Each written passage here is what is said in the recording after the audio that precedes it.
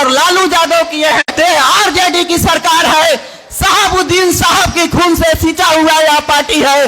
हम लोग बर्दाश्त नहीं करेंगे, हम लोग बर्दाश्त नहीं करेंगे। आप मुख्यमंत्री हैं, हम मानते हैं, लेकिन भाजपा में जाते हैं तो भाजपा अच्छा, आरजेडी में आते हैं तो आरजेडी अच्छा। आरजेडी के नौजवान कभी बर्दाश्त नहीं करेगा यह दिन।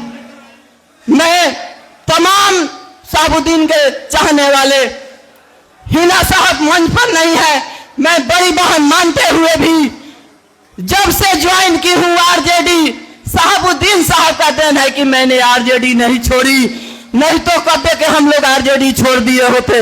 लेकिन है संताना देने वाली मेरी बहन हिना साहब का आदेश हो, हम लोग को कौन सा काम करना है, क्या डिसीजन लेना है, हम लोग लेने के लिए तैयार है। मैं अंत में शहाबुद्दीन साहब के श्रद्धांजलि पर श्रद्धा सुमन अर्पित करते हुए मैं अपने वाणी को विराम देती हूँ। जय शहाबुद्दीन साहब, जय हिना साहब, मरने नहीं देंगे, हम लोग अमर रहेंगे, अमर रखेंगे। जय हिंद, जय भारत। बड़े आदर के साथ निवेदन करना चाहते हैं अभिभावक मोबिन साहब, हमारी आवाज अगर सुन रहे हैं तो मोबिन साहब आने का कृपा करें। बड़े आदर के साथ, बड़ा काफी एनर्जी और इनके सानिध्य में रह करके हम लोग इस कार्यक्रम का शुरुआत किए थे। आदरणीय मोबिन साहब।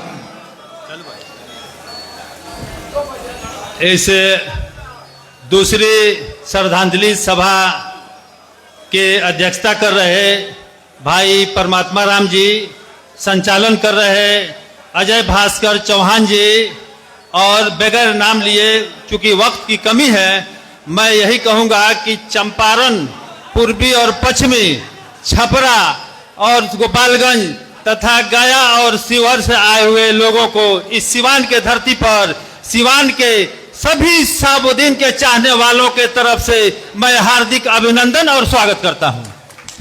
बंधुओं, मैं ज्यादा कुछ नहीं कहूंगा। आखिरी दिनों में मुझे उनके साथ रहने का बहुत मौका मिला, चूंकि जब 13 अगस्त 2003 से वो जेल में कैद हुए तो इधर उधर घुमाते हुए सरकार ने कोर्ट ने नहीं, सरकार ने उनको 2005 से उनका ट्रायल, स्पेशल ट्रायल का गठन किया और सिवान में उनका स्पेशल ट्रायल का गठन होने लगा और चलने लगा। उसी समय से मैं उनके साथ रहा और सप्ताह में 3 दिन मैं उनसे बातें करता था। उनको केस को मैंने जो मौका मिलता था देखते थे, लेकिन बात विवाद और राजनीति पर और सोशल पर बातचीत हुआ करती थी। मुझे यही अनुभव है कि उतना बड़ा दयालु, काइंड हार्टेड इस धरती पर आदमी पैदा नहीं होगा, मैं दावे के साथ कहता हूं।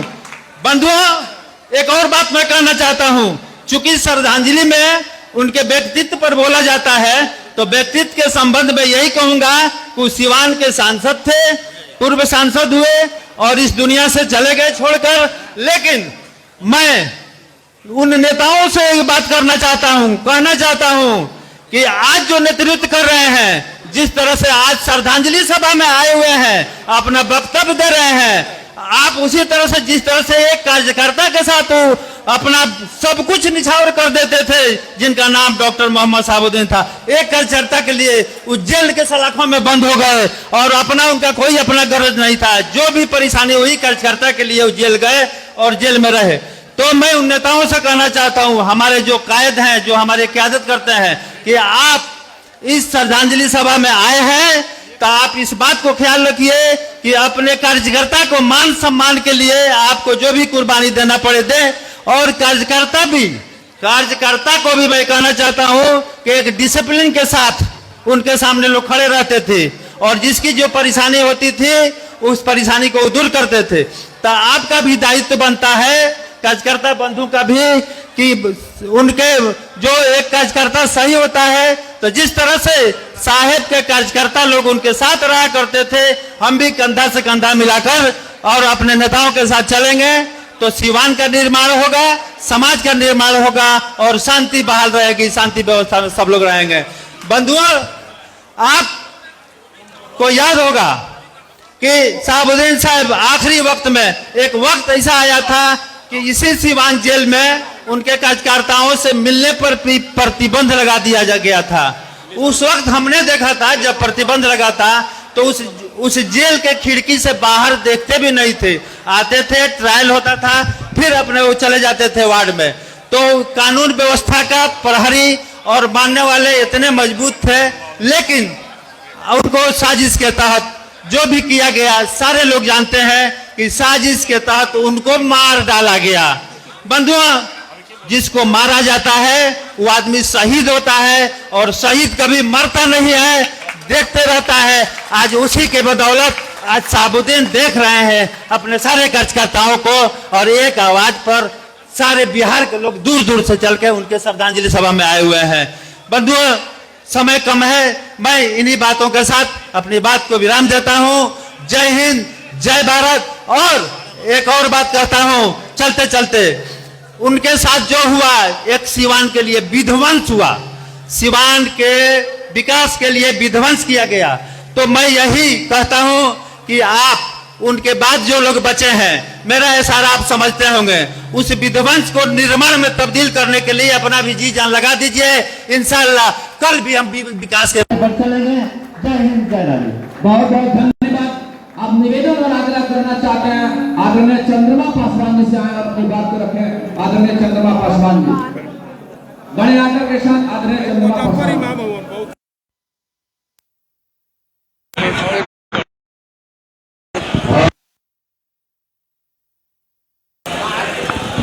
सबसे पहले मैं डॉक्टर मोहम्मद शहाबुद्दीन साहब दूसरे पुण्यतिथि पर हम सब समर्पित करते हैं।